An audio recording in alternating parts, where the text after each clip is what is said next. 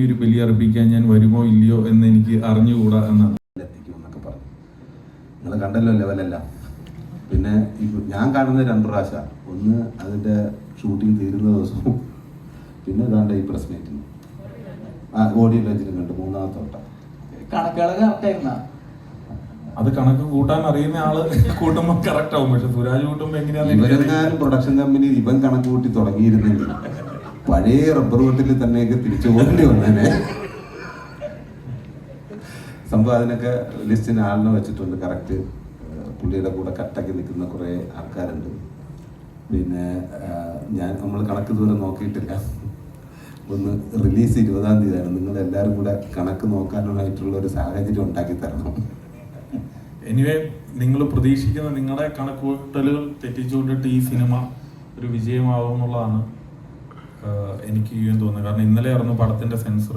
ഞാൻ സെൻസർ ഓഫീസറുമായിട്ട് പോലും സംസാരിച്ചിട്ടുണ്ടായിരുന്നു. അദ്ദേഹം ഭയങ്കര പോസിറ്റീവായിട്ട്, കാരണം നമ്മുടെ പല സിനിമകളും നമ്മൾ സംസാരിക്കാറുണ്ട്, പക്ഷെ അദ്ദേഹം വളരെയധികം പോസിറ്റീവായിട്ട് ഈ സിനിമ ഭയങ്കരമായിട്ട് എൻ്റർടൈനറാണ്, സിനിമ എല്ലാവരും നന്നായിട്ട് പെർഫോം ചെയ്തിട്ടുണ്ട്, ഇതിൻ്റെ മ്യൂസിക്കായിട്ട് എല്ലാം നല്ല രീതിയിൽ വന്നിട്ടുണ്ട്. കൃഷ്ണ ഇതൊരു വിജയിക്കുന്ന സിനിമയായിട്ടാണ് നമുക്ക് തോന്നിയിരിക്കുന്നതെന്നാണ് അപ്പോൾ ഒരു പുറത്തുനിന്നുള്ള ഒരാൾ കണ്ടപ്പോൾ പറഞ്ഞത്. സിനിമയുടെ പല ആളുകളും കണ്ടിട്ടുണ്ട് കേട്ടോ, പല ആളുകളും അഭിപ്രായം പറഞ്ഞിട്ടുണ്ട്. സോ നമ്മൾ അതിലൊക്കെ വിശ്വസിക്കുന്നു.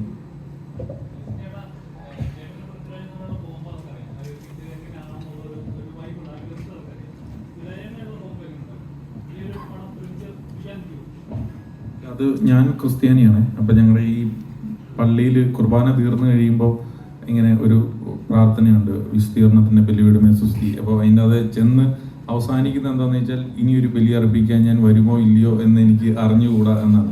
അപ്പോൾ 20-ാം തീയതി കഴിഞ്ഞ് അത് തീരുമാനിക്കും. ഇനി ഞങ്ങൾ തമ്മിൽ ഒരു സിനിമ ഒരുമിച്ചുണ്ടാവുമോ ഇല്ലയോ എന്ന് ഞങ്ങൾക്ക് അറിഞ്ഞുകൂടാ.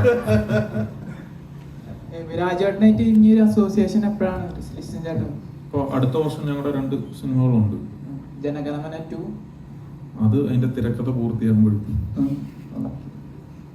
ഇപ്പൊ മലയാളികളെ ഏറ്റവും കൂടുതൽ കാത്തിരിക്കുന്ന സുരാജേട്ടനോടാണ്. മലയാളികളെ ഏറ്റവും കാത്തിരിക്കുന്നത് എമ്പുരാനാണ്. എമ്പുരാനിൽ ഒരു റോൾ ഉണ്ട് എന്ന് പറയുന്നുണ്ട് സുരാജേട്ടന്. അതെല്ലാം മാർച്ച് 27-ാം തീയതി അറിയാം. ഞാനതിൽ ഒരു ക്യാരക്ടർ ചെയ്തിട്ടുണ്ട്. നോക്കിക്കഴിഞ്ഞാൽ ED-യിലെ പ്രൊമോ സോങ്ങിലാണെങ്കിലും ഇച്ചിരി ഭയങ്കര ഇതുവരെ ഉണ്ടായിരുന്നതിനേക്കാളും കുറച്ചുകൂടെ സ്റ്റൈലിഷ് ആണ്. ഇത് ഇവഞ്ച്വലി ഉണ്ടായ ഒരു മാറ്റമാണോ അതോ അല്ലെങ്കിൽ ബോധപൂർവം അങ്ങനെ ഒരു അതിലേക്ക് മാറിയതാണോ? ഇല്ല, ഇത് ഈ സിനിമ ഡിമാൻഡ് ചെയ്യുന്നതുകൊണ്ട് അങ്ങനെ ചെയ്തതെന്ന് മാത്രം, അല്ലാതെ ബോധപൂർവം ഇങ്ങനെ ഒരു സംഭവം വേണം എന്ന് ഉദ്ദേശിച്ചിട്ടില്ല. ഇതില് ഫെജോയുടെ സോങ്ങിലാണേലും സുരേഷിന് കുറെ ഡാൻസ് മൂവ്സ് നമുക്ക് കാണാൻ പറ്റി. അപ്പൊ അതൊക്കെ എത്രത്തോളം പ്രയാസകരമായിരുന്നു? അതെല്ലാം അതിന്റെ എക്സ്പീരിയൻസ് ഒക്കെ ആ ഡാൻസ് മാസ്റ്ററോട് തന്നെ ചോദിക്കണം. ഒറ്റത്തുള്ള സൈക്കിളിലായിരുന്നു സത്യം. കണ്ടില്ല, എനർജി കണ്ടില്ലേ? അങ്ങനെ ചെയ്യിപ്പിച്ച് അദ്ദേഹം വിടും, എന്ത് ചെയ്യാൻ പറ്റും?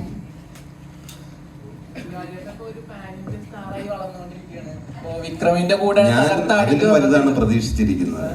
നിങ്ങൾ പാൻ ഇന്ത്യ സ്റ്റാർ ആയിട്ട് വളർന്നുകൊണ്ടിരിക്കുന്നതെന്ന് പറയില്ല, ഞാൻ അതൊക്കെ മേലെ എന്നാണ് എൻ്റെ വിശ്വാസം. ഇരുത്തില്ലേ എന്നെ അങ്ങനെ കാണല്ലേ. അല്ല, വിക്രമിന്റെ കൂടെയുള്ള അപ്ഡേറ്റ് എന്താണ്? അപ്ഡേറ്റ് അത് ജാനുവരിയിലാണ് വീരധീരാശൂര റിലീസ്. നല്ല രസകരമായിട്ട് വന്നിട്ടുണ്ട്. അതിൻ്റെ കൂടുതൽ അപ്ഡേഷനൊക്കെ ഇനിയിപ്പോൾ ഉടനെ തന്നെ സോഷ്യൽ മീഡിയയിലൊക്കെ വരും. ലിസിൻ ചേട്ടനൊരു ആഗ്രഹം പറഞ്ഞിട്ടുണ്ടെന്ന് കേട്ടു, അതായത് 4 മണിക്ക് ED ഷോ വെക്കണം എന്നൊക്കെ കേട്ടിട്ടുണ്ടായിരുന്നു. 4 മണിക്ക് വെക്കുന്നുണ്ടോ? 4 മണിക്ക് വച്ചാൽ കൊള്ളാന്നൊരു ഐഡിയ ഉണ്ടായിരുന്നു. അപ്പം പിന്നെ നമ്മൾ തന്നെ മനസ്സിലാക്കി അത് കുടുംബം മാത്രമേ കാണൂ.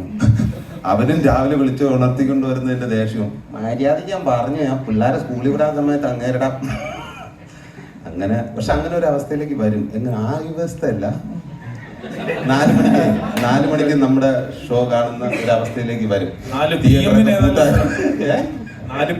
വൈകിട്ട് 4 മണിക്ക്. അതെ, വൈകുന്നേരം 4. നമുക്ക് അതിനുശേഷമുള്ള ഷോ മതി. അതുവരെ നമ്മൾ ഇറങ്ങിയ എല്ലാ സിനിമകളും കാണും. അല്ലു അർജുൻ, വിജയ് പോലെയുള്ള താരങ്ങളൊക്കെ വെളുപ്പിന് 4 മണിക്കും സുരാജ് പോലെയുള്ള ആർട്ടിസ്റ്റുകൾ വൈകുന്നേരം 4 മണിക്കും ഷോ വെക്കുന്നതാണ്. അത് സുരാജേട്ടനെ തന്നെ ബോധ്യപ്പെട്ടിട്ടുണ്ട്.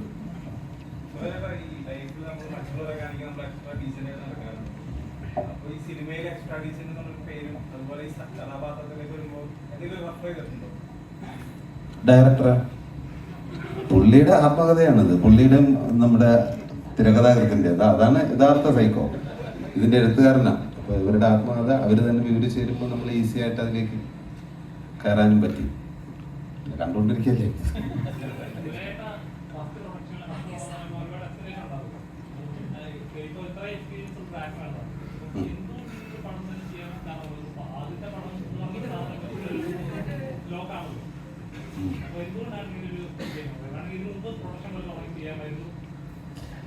പൈസ കിട്ടണോട് ആദ്യം ചെയ്യാന്ന് കരുതി. അല്ല, അത് ശരിക്കും ഞാൻ പറഞ്ഞല്ലോ, അതിന്റെ കഥയും കഥാപാത്രം ഇതുവരെ വരാത്തൊരു സംഭവം, ഞാൻ ഇതുവരെ ചെയ്തിട്ടില്ലാത്ത, എനിക്ക് ആ ക്യാരക്ടറും കഥയും ഭയങ്കര പുതുമയായിട്ട് തോന്നി. അതുകൊണ്ടാണ് ഫസ്റ്റ് ഓഫ് ഓൾ ഞാൻ അതിൽ വരാനായിട്ട് കാരണം.